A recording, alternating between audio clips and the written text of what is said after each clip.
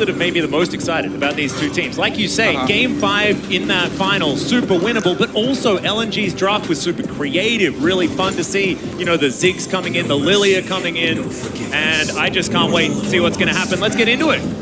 And straight up, there's that Azir ban, there's the Maokai, and they know, and they have to, because I do think that as good as LNG is, Scout to me is such a standout player, but LNG hasn't been able to consistently match the thing that the desk was talking about, the cohesion of JDG. We have cost so much Ruler over the years, and Ruler is a very simple guy. He wants everyone to play for him, and I think that if you have players with the caliber of specifically 369 and missing, it makes sense, right? And the way that they've been able to enable him has been such a difficult nut for every opposing team to crack. And there you see the Xayah Ben as well. Even though I believe in the Ziggs as a counter, Kai'Sa pretty big priority right now, as well as some of the top lane. We both have the Cassante as well as Jax available. Orianna has been premier when the Azir is banned away. Ooh.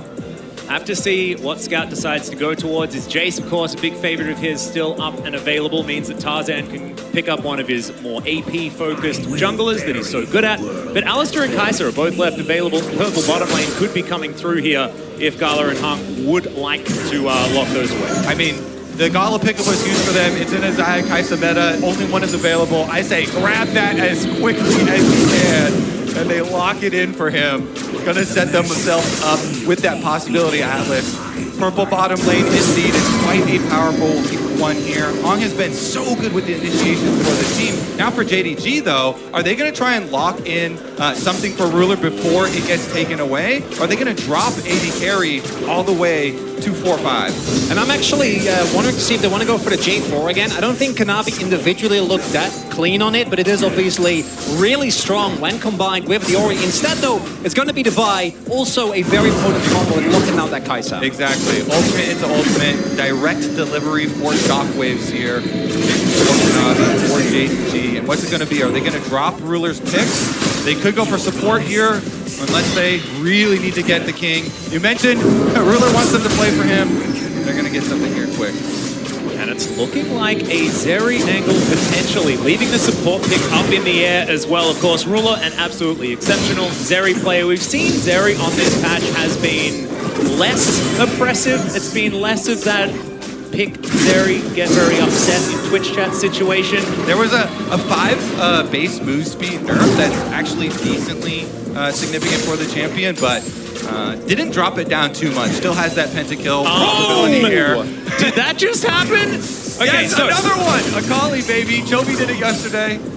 I don't know whether I really liked it when Chovy picked it yesterday. That gave me a few palpitations of the heart, but Scout is going to lock it in. It could be for Zika as well. We've seen a lot of top laners practicing the Akali on this patch, but I'm very interested to see how this one's going to go, because it was Akali into Orianna that Chovy played it yesterday. So obviously Akali early on never really gets CS leads. It's going to get pushed in. Orianna should have priority. But Akali has a couple of advantages.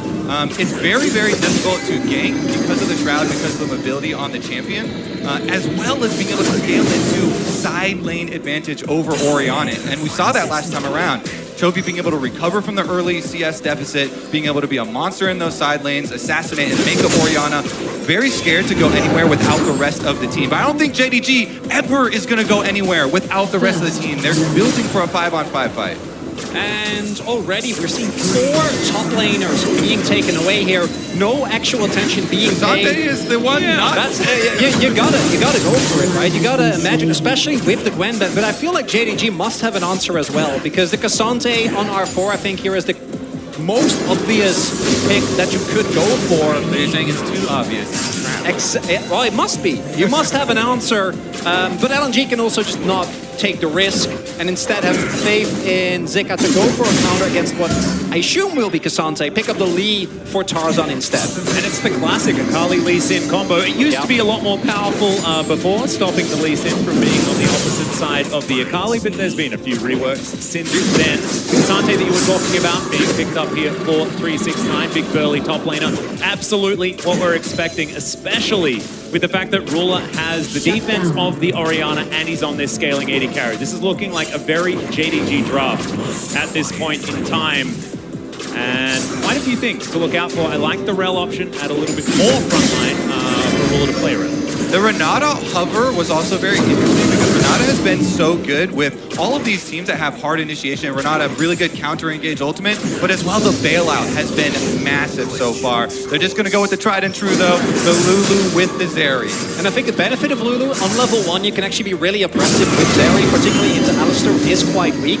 The downside is this means for JDG, your only reliable engage is a Vi ultimate. If you would have picked a Rel, would have had a little bit more opportunity in the mid-game to try and start up fights. Now, what is the counter going to be towards this Cassante? Personally, I really like the Camille way more than the Fiora because it really allows LNG to play side lanes here. Since JDG is going to be playing straight up 5-on-5, they've got a Lulu comp, an Orianna comp. They have massive advantage in supportive skills here with all of those extra shields. For the rest of the team, LNG basically have to play side lanes. They have to make space on the map for Akali to pick people off, and Camille Ultimate is a perfect tool to try and facilitate those picks. Not only that, I think that with Kai'Sa especially, as once you hit level 2 on the Killer Instinct, the ability to set up immediate picks inside lane, particularly with the Camille or if Tarzan can get a kickoff on someone, it's so hard to deal with. This is going to be a classic. JDG have constructed a fortress here, and will LNG be able to split them apart? These are my favorite kinds of drafts. Drafts when you've got both teams with very different win conditions, right? The 1-3-1, like you were talking about, something that is a lot more difficult to pull off these days against JDG doing their favorite thing, which is get 5 people together and find an opposing team to rumble.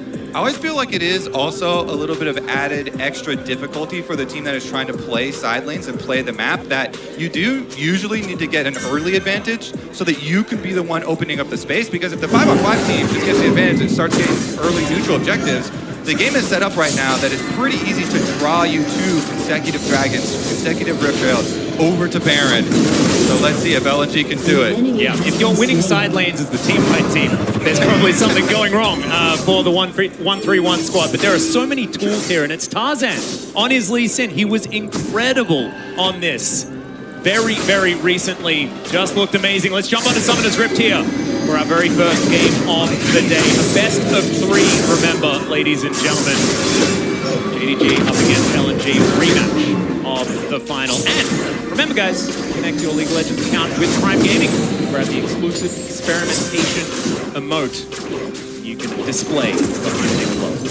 And as we take a look here, both AD carries actually starting with Cole. My expectation is that both junglers want to start on top side, because to me, this bot lane is the key to victory. If you're able to build up a Drake lead as JDG, as we already mentioned, it makes it so much harder for LNG, even if you get to the point where like Zika outskills, right, is able to win the 1v1, Scout can easily kill Knight, because if you're facing a Soul, what you gonna do? Yeah, they might even go for a late invade here as Knight and 369 have come over. They just want to get the Raptor ward, but I would also like to point out it's an Ignite Cassante in topside for 369. He is not messing around. This is a champion that can go from tank to assassin pretty quickly with the press of one button, and now he's going to bring Ignite for those takedowns, try and take down Akali. Definitely does help trying to keep track of that champion as well.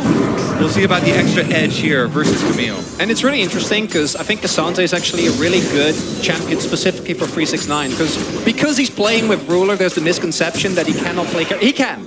And Cassante is both a tank and a carry, and particularly with Ignite, if Zika missteps and 369 gets an early laning lead, it can take away so much of the power of LNG's comp. I love you bringing it up because the origins of 369. Yeah, right. This is what I was going to talk about as well. They were as a carry top laner. Exactly. And it's simply because the demands of the way the game is designed now, and obviously having a Knight and Ruler on his team, has become this premier team player. But sometimes people get carried away with the stories when you consistently play a similar style. They feel like you can only do that. Definitely not the case. Yeah, a little bit different to Cuvée, who also had the Ruler treatment. However, he could only play tanks, as it turned out. Hey, I remember 369 in the bottom lane on Wukong just decimating people. Speaking of which, we've got a little bit of a battle going on here towards this bottom side. LNG taking the wrong end of that stick. Ruler pushing things in with missing, and of course the range advantage going to allow them to do so. Exactly. Every time you play against an Alistar as a double range, you had better be pushing. You're going to try and use your level 2. Sometimes they'll call junglers early, but it looks like they have not, and they're allowing Kanavi to just full clear on this Vi. I do like that. Vi is a fairly scaling jungler, really, really good for setting up plays later, allowing this team to scale, and Missing and Ruler already a turret plate taken for themselves, really trying to abuse it early on. We'll see if Hong pulls out some of his classic engages with this Alistar. Maybe once you get a reset from Tarzan after the first Scuttle Crab is taken. I expect the Scuttle Crab to just be traded, but Scout is getting pretty low early on, holding onto his potion. Yeah, we saw this yesterday as well when Chovy played Faker. Like, the early laning phase is just incredibly rough as they go in. But pulled towards that bottom side. Hung looking for the stun, does manage to get it onto Missing. He's down to 200 health, but Ruler is standing his ground and they can't push further forward. But getting that health trade, definitely good for LNG. Yeah, it looks like Missing not too scared. No panic summoners blown by them, so they won't really feel the pain as far as the cooldowns are done. And they're going to get their reset off here. I think Ruler pretty happy with the opening stages. In the end, they also just trade those Scuttle Crabs for the junglers. Scout gets his reset off on the Akali. You were mentioning the game yesterday and that Akali, and one of the things is you don't want to fight around a level 4 Akali generally, and we did definitely see that, so LNG avoiding it. Scout gets back, no problem. Yeah, I remember Peanut jumping into multiple people on his Kha'Zix. What is really important here to me is to see how LNG is going to be able to actually absorb this pressure, because now you kind of get into the chain with Gala and Hung both backing, where Ruler and Missing are just going to keep the pressure on. Are going to have favorable resets every single time.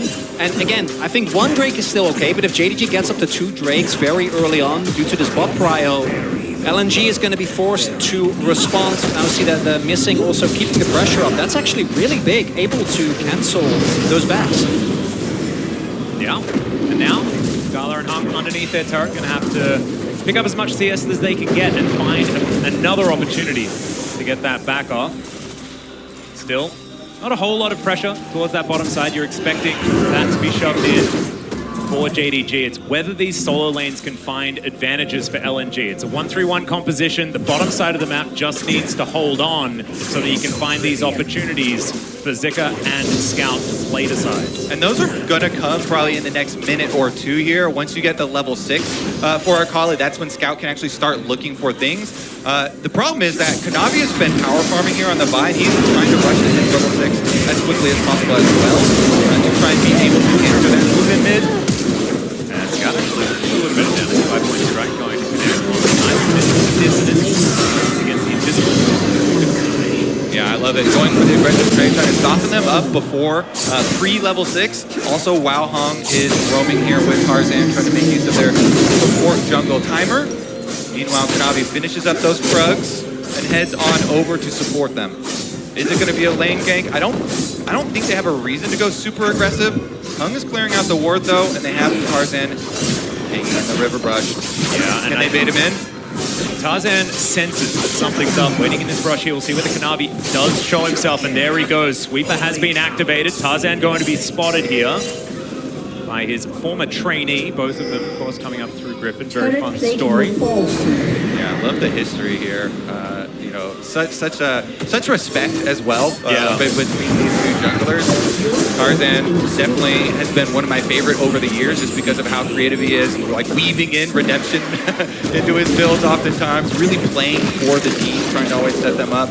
But in this case, it is just going to be a draw on the bottom side, and we continue farming away with JDG coming out with a very nice lead with those turret plates, with the farm advantages for themselves early on. This bodes quite well for how secure their champion roster is right now. If they can get to those 5-on-5s, feels pretty good. Tarzan will take the opportunity though to grab themselves the first objective. Yeah, that's really big. I think as LNG, the more leeway you can buy for yourself to be able to draw JDG towards the mid-late game across the map, the happier you are going to be. Konami has it 6 now though, and I think Vi, one of the few junglers can actually reliably lock down the Akali as long as Scout is a little bit further up the lane, doesn't get to jump back to his own turret. Yeah, and the other benefit of grabbing this dragon for LG, if they do disperse into side lanes later on, they don't have to worry too much about JDG trying to pull them into another 5-on-5. It basically buys you 5 minutes later into the game, and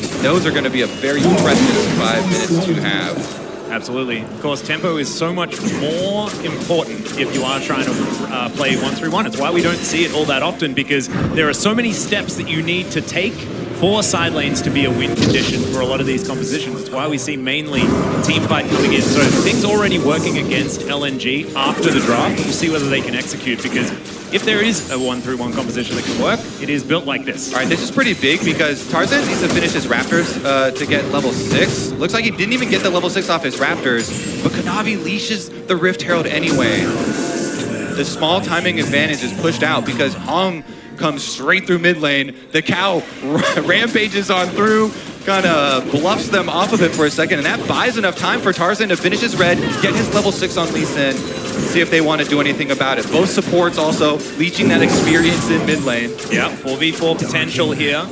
Around this Rift Herald is already. Zika's diving in. There's the Hextech ultimatum. Q is going to connect as Konami taken down to half health. 369 in trouble. And Camille is so low that his first blood going over to Knight to start this one up. Hung should be the next one on the menu, and there it is. But Ruler is down, missing. It's so incredibly low, and there's a perfect execution from Scout. He's trying to do what he can. He finds the backflip, but now he's the last man standing for LNG. Can he get Kanavi on the way out? And yes, he can. He's looking for even more, taking no. There it is. As finally Knight finishes it off 4-3. What the heck was that? Wait, the eyeball died right before he got there. He was pixels away from picking up that eyeball. He did not get it.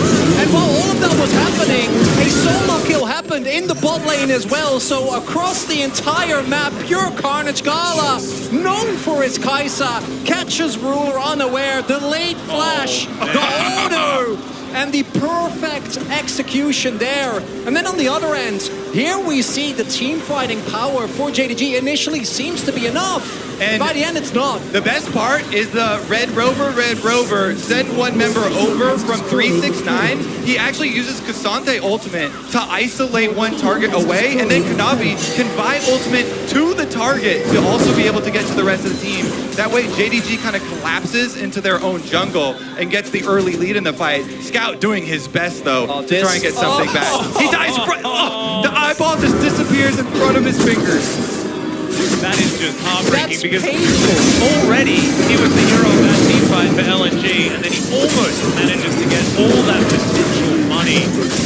Oh, just the whisker. Still denying it, I guess. There's some positives as well. The main issue, I think, for LNG is that if all those kills go over, right, to Scout, because it looks like a lot, but they're getting 1 kill on Tarzan, 1 kill on Scout. If he got fed, if he was able to accelerate the point of the game, although Gala might be in trouble here. Yeah, Ballbringer going to be charged up, but Gala is in trouble, and he's just dead. Ruler is going to get his revenge there towards that bottom side. Shockwave's going to connect on the Scout in mid lane. He's not heading down towards that bottom lane this time around, and now Ruler, he can just wipe out these minions and look for more plates. And now it feels like LNG is somewhat flustered, right? We have the dive set up, then the teleport, which gets cancelled, which means that Scout's going to have an even harder time because, as I was saying earlier, Knight was actually the big benefactor of that fight. He is so fed, already built up a CS, now also 2 kills to his name. It's going to be so much harder for LNG to keep him down. Oh my, every time I watch JDG play, I'm just like, this is such a team game. So many advantages through the synergies, through the team play there. I mean, they have Gala trying to have the spotlight himself. He solo kills Ruler, and Ruler calls in the boys. That's not allowed. Time to tower dive. They got their revenge on the other side of the map, and now you see the gold lead here ballooning for JDG, despite the early dragon take from LNG. Now this team that is about a 5-on-5, about a team fight, should be able to get right back on course with those objectives. Currently, though, Kanavi with his ultimate ready is on top side, trying to clear out the extra vision for 369. And Zika going to see what he can do to try and keep himself alive. But right now, Kanavi considering, and there it is. Voltbreaker going to get charged up, but Zika takes matters into his own hands. Hextech ultimatum comes down as now Scout trying to keep himself alive. Perfect execution, but he's not going to be able to get back into this battle as 369 down very, very low himself. The Knight has control of the minion wave. Q looking for the targets there from Tarzan, but not going to quite get it. Zika will at least get some experience here. JDG in control. Pretty good attempt there from JDG. Good juggling of power aggro afterwards, but I like Zika, taking the initiative there. He knows Camille, the stun is going to take priority, so he goes right at Kanavi.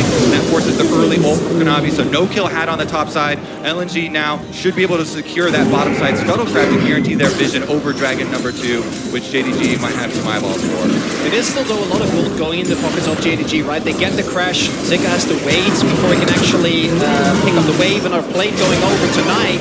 It's the second dragon being set up here for LNG. They need this to keep themselves in this game. And since Kanavi uses ult on the topside dive, they know Vi without ultimate here, not going to be a huge presence. So Tarzan feels very comfortable finishing it up and grabbing themselves number 2. Also want to highlight the itemization choice here for Knight. Going for that crown, I think, is such a big boon. It is really hard for LNG to consistently proc that. We're no longer in the AP Kai'Sa meta, which I'm very happy about. That was very fun. Yeah, I did not enjoy that build. But it also gives him so much extra safety and time to stall inside lane to avoid the scenario we saw yesterday. Yeah, you're looking across the line and you see Camille ultimate, Akali. Okay, we see bottom. Across the line, Ruler is going to have the Sonic Wave soaked by his support. He's now ulted, trying to get himself out of here. Down to 200, and he's executed by Gala. And it's going to be the kill. LNG, they earned that one. Yeah, that plasma definitely leaves a sting. Gala gets another one for himself. And that means LNG can push on bottom side too. The turret plates just fall off though. We just hit 14 minutes. Gala can't farm extra money off that. Additionally, with the Camtech Dragon coming in, as LNG, I think you take that as a win. Even if you do end up giving up substantial amounts of Drakes, if it ended up being like an Inferno, I think the individual Drakes have so much power, but across the board, you're a 1-3-1 comp, and as we see here in the MasterCard lane economy snapshot, every member on the enemy team is ahead. They forgot to put LNG's ones. Well, they forgot to put the Dragon lane. Where's the Dragons? It's the one thing they got. All right, look at this play, though. Got this. Tarzan goes in with the Warthog, with the flash, they give against the wall, and then Plasma is stacked up, so it's only one more auto, and Ruler stays there. He goes to the auto. Gala knows he's going to be able to get it with that one. They take him down.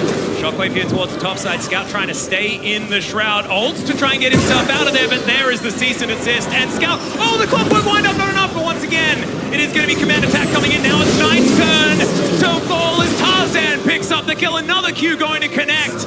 Kanavi should be able to get himself out or back in if that's where he'd like to go. Hung has turned up as well. But 369 is here. Headbutt to the distance. Yeah, biggest thing is Gala stayed mid there, so they know that LNG are not going to continue on this fight, and he's getting a lot of damage done on this mid tower. Let's see if JDG can just rotate down, pull out this Rip Herald, and go for it.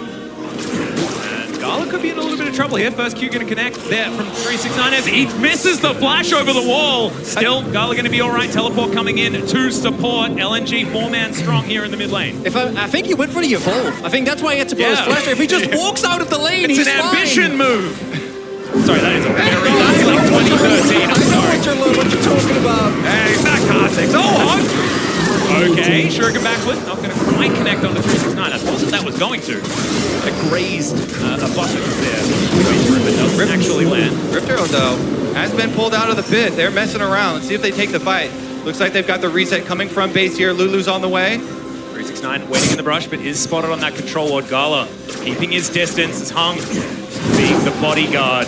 As the cow, they should be able to take this one, and the eye is collected this time around. JDG not quite grouped up in time. Objective going over to LNG.